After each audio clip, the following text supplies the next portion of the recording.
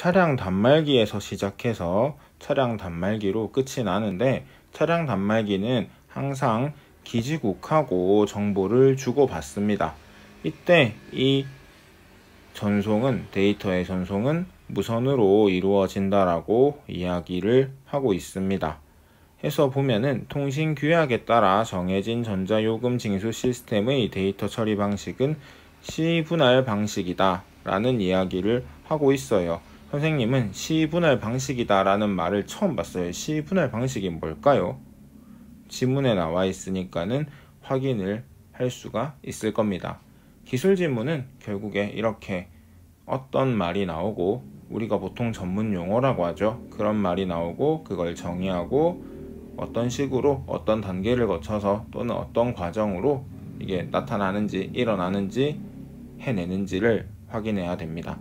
앞에 부분이 과정 중심이었다면 지금 이 부분도 아마 단계나 과정이 나올 건데, 이 용어에 대해서 여러분들이 잘 판단하고 지문에서 잘 확인하고 그랬으면 합니다. 동일한 크기로 분할된 시간의 단위인 타임슬롯을 차량 단말기에 전송된 각각의 데이터에 할당하여 데이터를 처리하는 방식이다 라고 이야기하고 있어요. 정말 무슨 말인지 모르겠는데, 일단 깔끔하게 정리하면은 타임슬롯을 차량 단말기에서 전송된 각각의 데이터에 할당하여 데이터를 처리하는 방식이다. 뭐가 깔끔해요 라고 얘기할 수도 있는데, 일단은 타임슬롯이라는 용어에 대한 설명만 빼도 조금 이해하기가 쉬워집니다. 어쨌든 간에 데이터를 처리하는데, 이 데이터를 처리할 때 쓰는 단위가 뭡니까? 타임슬롯이라는 거 우리가 확인할 수 있고요.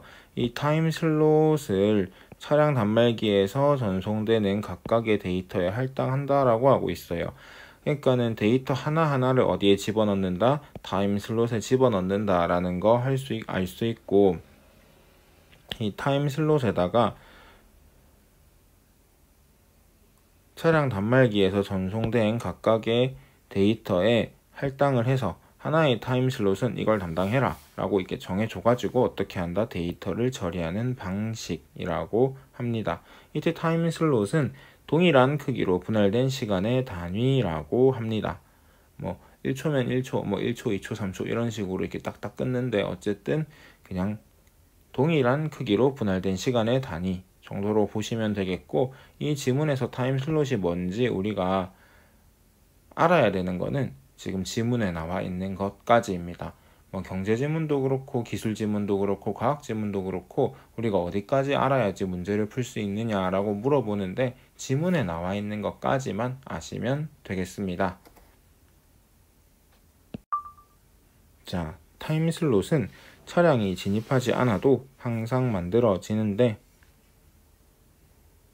차량이 지나가게 되면 규약으로 정해진 데이터 종류의 순서에 따라 데이터의 타임슬롯이 할당된다.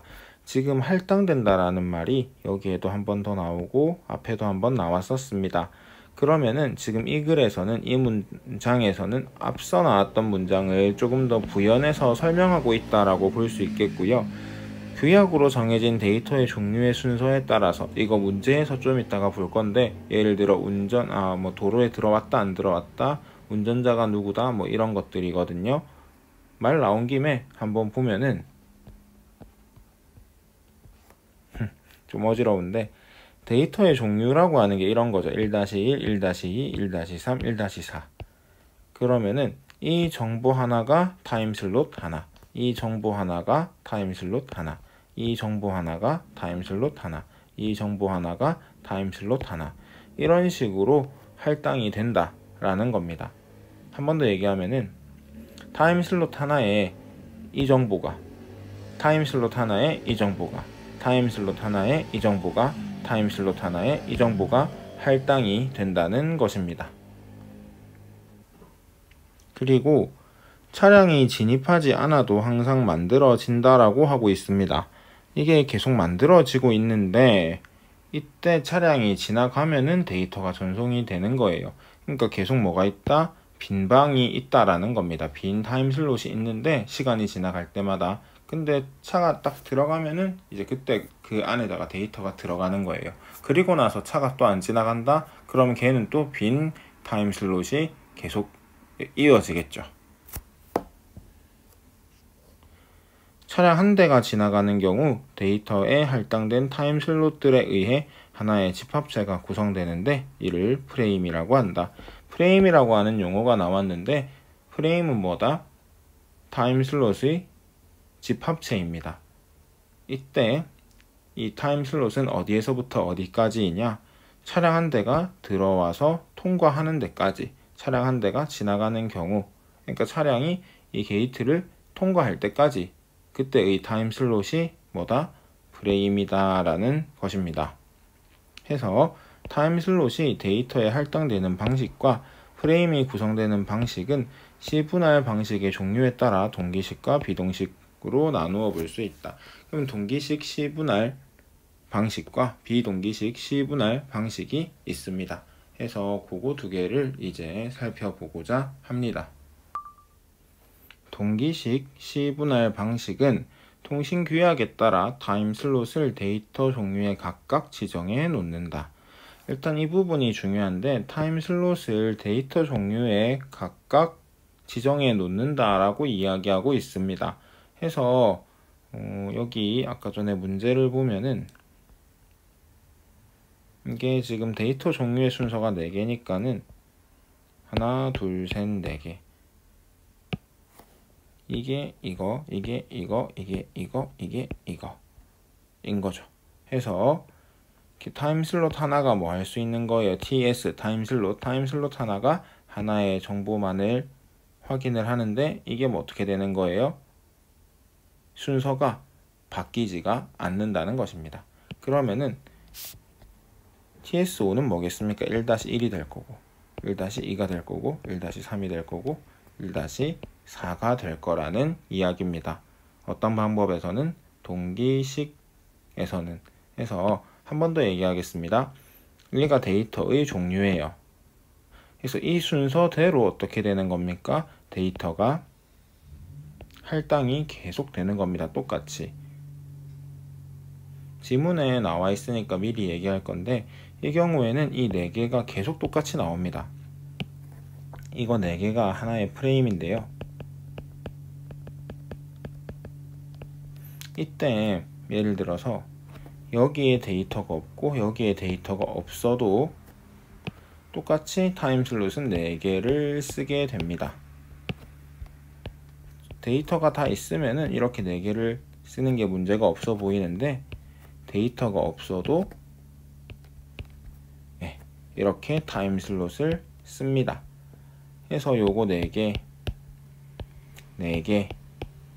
이런 식으로 정해놓고 그에 맞는 정보를 딱딱딱딱 집어넣습니다. 빈방이라 할지라도 집어넣을 데이터가 없다 할지라도 타임 슬롯은 이 종류의 정보를 넣게끔 지정이 되어 있기 때문에 다른 종류를 집어넣을 수가 없다는 거 여러분들이 지문에서 확인했으면 합니다. 데이터가 전송되지 않으면 타임 슬롯은 빈 채로 남아있게 된다. 하나의 프레임에 포함된 타임 슬롯의 개수는 차량마다 동일하다. 아까 전에 했던 이야기입니다. 일단 정보의 종류가 4개다. 그러면은 한 프레임을 이루는 타임 슬롯은 총 4개입니다. 4개의 타임 슬롯 중에 데이터가 들어갈 게 2개밖에 없어도 그럼 2개는 데이터가 없잖아요. 그래도 얘들을 삭제하지 않고 그대로 프레임 안에 집어넣는다는 얘기예요. 극단적인 예를 들면은 하나의 그러니까 4개의 타임 슬롯이 있다고 할 때 하나의 타임 슬롯에만 데이터가 들어가 있고 3개는 들어가 있지 않는 경우도 생긴다는 겁니다. 하고 예를 들어서 4개의 종류의 정보를 프레임 안에 집어넣을 때 이때 순서는 똑같습니다. 규칙적입니다.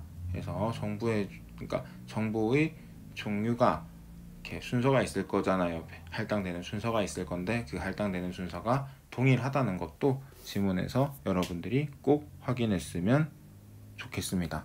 그러니까는 이게 어때요? 데이터를 처리하는 과정에서 오류가 발생할 가능성은 낮습니다. 그러니까 데이터 들어가는 순서만 딱 표시가 다 돼 있으니까 그러니까 데이터 들어가는 순서를 여러분들이 다 확인할 수 있으니까는 그러니까 그거에 맞게 들어갔는지 안 들어갔는지만 확인하면 되니까는 해서 데이터를 처리하는 과정에서 오류가 발생할 가능성은 낮아요. 하지만 할당되지 않는 타임슬롯이 존재할 수 있다는 점에서 타임슬롯 일부가 낭비가 됩니다. 그러니까는 타임슬롯을 낭비시킨다는 단점이 있는 거예요. 아까도 얘기했지만 프레임을 이루는 타임슬롯의 개수가 똑같고 뭐 데이터가 없으면 그냥 빈 채로 그냥 가는 겁니다. 근데 데이터가 없으면 타임슬롯을 그냥 까먹는 거잖아요. 그래서 낭비하게 된다라고 합니다. 비동기식 시분할 방식은 전송되는 데이터가 없는 경우 타임슬롯을 비워두지 않고 다음 순서에 해당하는 데이터의 타임슬롯을 할당시킨다고 합니다. 이게 무슨 말인지 한번 살펴볼 건데 넘어가기 전에 여러분들은 이 부분을 한번 더 읽어보기 바랍니다. 아까 이 표로 돌아와서 예를 들어 우리가 차가 2대라고 하겠습니다. 첫 번째 차가 있고 두 번째 차가 있습니다. 지금 근데 첫 번째 차에는 여기에는 데이터가 있고 여기에는 데이터가 없고 여기에는 데이터가 있고 여기에도 데이터가 있다라고 할게요. 마찬가지 여기에는 데이터가 있는데 데이터 없고 데이터 없고 데이터 있습니다. 자, 그럼 이 경우에는 어떤 식으로 프레임이 구성이 되는지를 살펴볼게요. 우리가 앞서 동기식에서는 얘가 그냥 순서대로 들어와 있고 데이터가 없어도 그냥 이 자리를 차지하고 있다라고 이야기했었습니다. 데이터가 없어도 이 자리를 차지하고 있다. 그래서 항상 프레임은 같은 개수의 타임슬롯으로 구성된다라고 이야기를 했었어요. 데이터의 수와는 상관이 없이. 근데 여기에서는 1번 데이터 있습니다. 여기 집어넣습니다. 2번 데이터 없습니다. 넘어갑니다. 3번 데이터 있습니다. 여기에 집어넣습니다. 4번 데이터 있습니다. 여기에 집어넣습니다. 자, 1번 데이터 있습니다. 여기 집어넣고요. 2번 없고 3번 없고 4번 데이터 있으니까는 여기 집어넣습니다. 하나의 프레임이고 하나의 프레임입니다. 쉽게 얘기하면은 데이터가 없는 거는 프레임에 집어넣지 않는다. 더 구체적으로 얘기하면은 프레임을 이루는 타임슬롯에 할당하지 않는다 라는 것입니다. 방금 살펴보았듯이 하나의 프레임에 포함된 타임슬롯의 개수는 차량에 따라 다를 수 있습니다. 아까 3개, 2개였죠. 데이터의 종류에 따라 정해진 타임슬롯이 해당 종류의 데이터에 할당되지 않기 때문에 아까는 뭐 두 번째 거는 어떤 정보다, 세 번째 거는 어떤 정보다 라고 있었는데 그게 없으니까 어떻게 해야 돼요?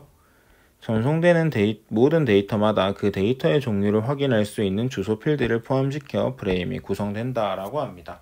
그러니까는 동기식은 순서에 따라서 데이터의 종류를 구분할 수 있는데 여기에선 데이터의 종류를 구분하기가 어려우니까는 사실 없으니까는 어떻게 한다? 내가 이 데이터입니다 라고 데이터가 타임슬롯에 할당될 때 자기 주소, 내가 이 데이터다 라는 것까지 다 가지고 간다 라는 이야기입니다. 비동기식 C분할 방식은 타임슬롯이 낭비되지는 않지만 데이터를 처리하는 과정에서 오류가 발생할 가능성이 상대적으로 높다라고 할 수 있습니다. 이게 여러분들 엑셀이라는 프로그램이 있는데 그거 다뤄보면은 아니면 표를 만들어 보면은 조금 더 쉽게 이해가 갈 거예요. 해서 낭비되는 타임슬롯은 없는데 프레임마다 구성하고 있는 타임슬롯의 개수가 다르고 그래서 규칙적인 게 상대적으로 적기 때문에 이게 좀 더 오류가 날 가능성이 상대적으로 높다. 대신에 낭비되는 타임슬롯은 없다. 그렇게 보시면 됩니다. 마지막 단락은 한번 읽어보면 되겠습니다.